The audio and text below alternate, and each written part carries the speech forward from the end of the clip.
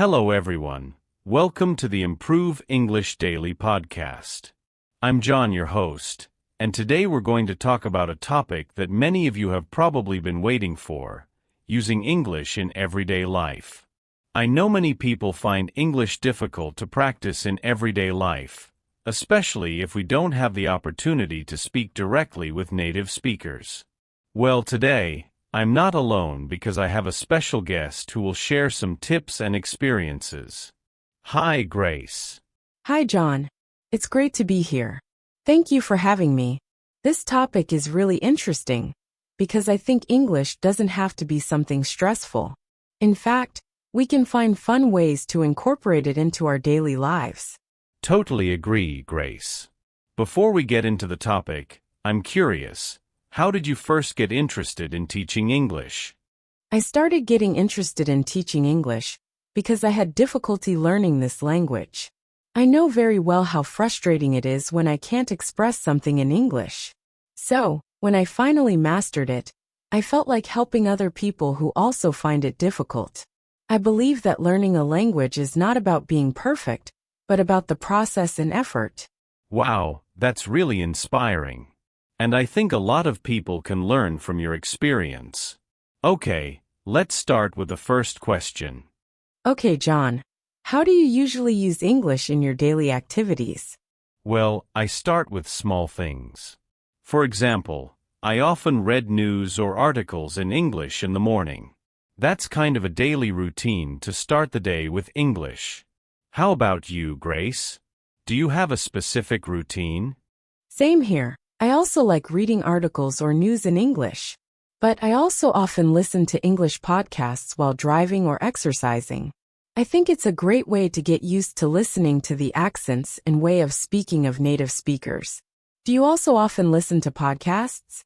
Yes, I like listening to podcasts, especially those with light topics like daily stories or culture.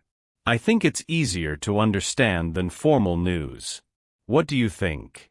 Are podcasts effective in improving English skills? Very effective.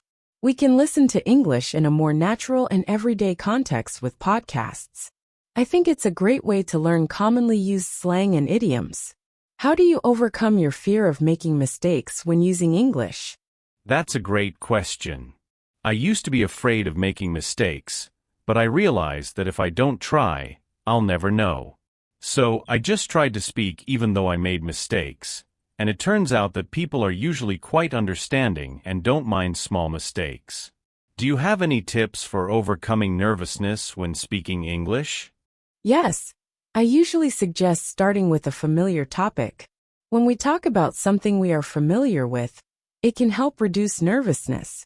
Also, don't focus too much on perfect grammar, because communication is what matters. Do you think it's important to take grammar seriously? I think grammar is important, but it's not everything. I think it's more important to be able to express our thoughts clearly, even if the grammar is not perfect.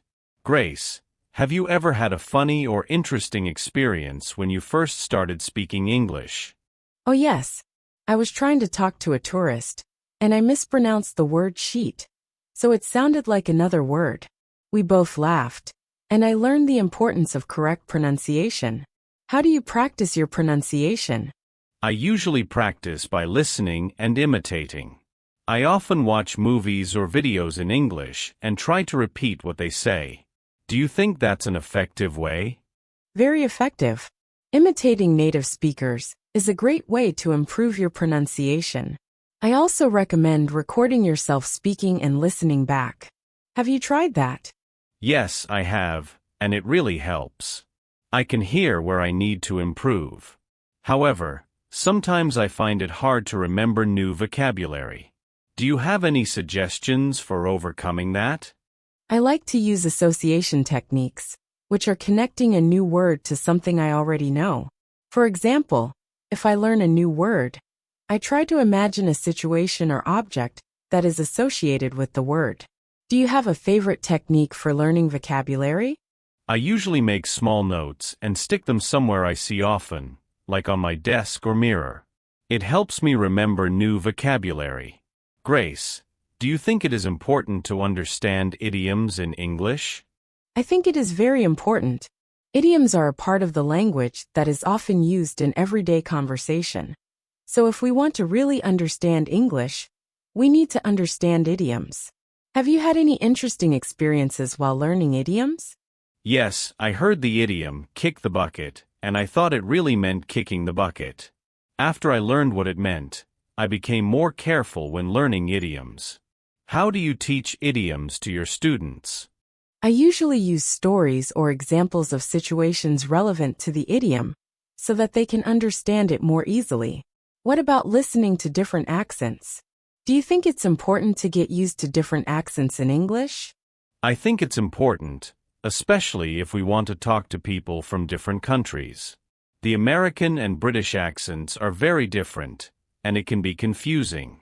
How do you train your ears to understand different accents? I listen to different types of media, from movies and podcasts to news from different countries.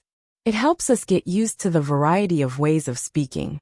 Have you ever had trouble understanding a particular accent?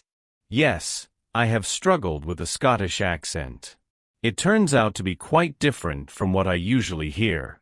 Grace, do you have any tips for improving your listening skills? Listen without subtitles first, and try to understand the gist of the conversation. Then, listen again with subtitles to see if we understand correctly. Have you ever used this method? Yes, I do it often. And I find it very helpful. Also, I try to talk to myself to practice fluency. Do you think talking to yourself is weird? Not at all.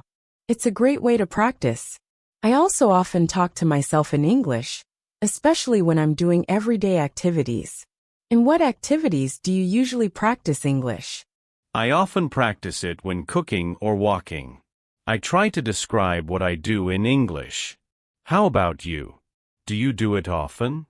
Yes, especially when I'm in the car or doing household chores. I think it's a great way to make English a part of our daily lives. Do you think it's better to learn English alone or in a group? I think a combination of both is more effective. Sometimes we need to study alone to focus, but studying in a group can be more motivating and allows us to practice speaking. What do you think? I agree that studying in a group is important to practice speaking and listening skills. But studying alone is also important to learn the details. Lastly, what is your message to those who are still hesitant to use English in their daily lives? Don't be afraid of making mistakes. Start with small things and enjoy the process. Language is not about right or wrong, but about communication. Grace, thank you so much for the very helpful chat. You're welcome, John. Hopefully this chat can help friends who are learning English to be more confident. Keep up the spirit and never stop learning. Incorporate. Incorporate means to include or integrate something as part of a whole. Example: when making a smoothie, you can incorporate various fruits like bananas, strawberries, and spinach for added nutrients. Curious. Curious is an adjective that means having a strong desire to know or learn something. Example: I'm curious to find out what's in that mysterious box. Overcoming. Overcoming refers to the act of successfully dealing with or gaining control over something difficult or challenging. Example: after years of hard work, she finally succeeded in overcoming her fear of public speaking. Thank you for watching. To improve your English skills, don't forget to practice every day. Don't forget to click like, subscribe, and comment.